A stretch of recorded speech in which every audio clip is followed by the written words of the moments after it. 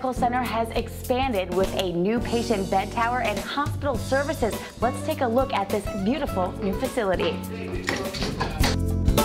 The expansion includes 64 patient beds, a new critical care unit, and an expanded laboratory and pharmacy. The patient rooms are large, providing more room for nurses and patients to maneuver around. The large rooms also provide more space for families. Studies show family presence helps with a speedier recovery. You've got a chair, a bench back here which would seat at least 5 people, and plus you can remove the cushions to turn this into a bed at night. The hospital also has wireless internet, so you can work from here or play games in either the rooms or waiting rooms while you're waiting for a loved one to recover. Plus, the facility is painted in calming colors to help ease the minds of patients, their families, and friends.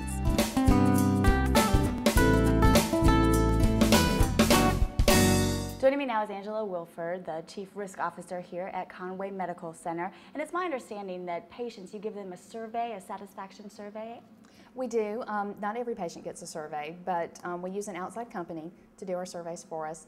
They do a random sampling from the different types of patients that we have, whether they're an outpatient or an inpatient or an emergency room patient.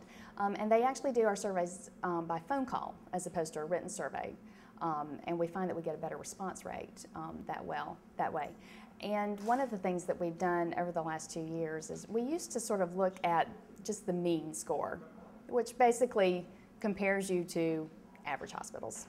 And we decided that that was not sufficient. We now measure ourselves based on the number of patients who respond that their experience here was excellent, because as far as we're concerned, very good is not good enough. That's great that you're going above and beyond. What are some of the feedback that you've heard? We are seeing some increase in those scores, and when we make leadership rounds and visit our patients, we find that our patients are telling us that they're having very good experiences and that they really feel like our staff care about them. Okay, and what are some changes that you made to this new section that may be a little different than the other building?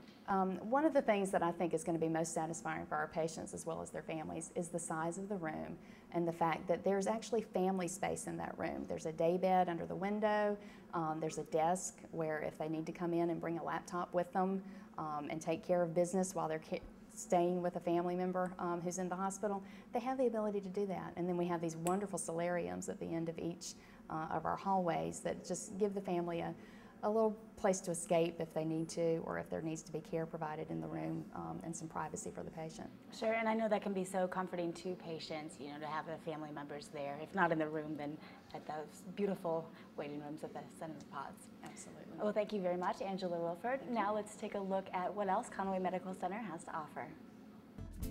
The critical care units on the 3rd floor offer more privacy for patients, and windows allow nurses to keep an eye on their patients from their workstation.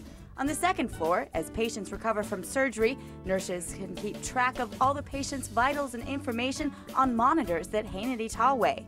There's a sink right as you enter the room. Well, to prevent the spread of infection, nurses follow a gel-in, gel-out policy. That's wash your hands every time you walk in and out of a room. Providing an expanded area, more patient beds, new hospital services, and precise medical care, the Conway Medical Center at 300 Singleton Ridge Road in Conway.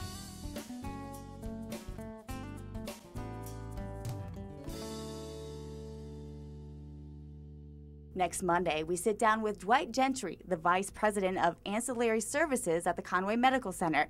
We talk about the pharmacy and laboratory expansion and its impact.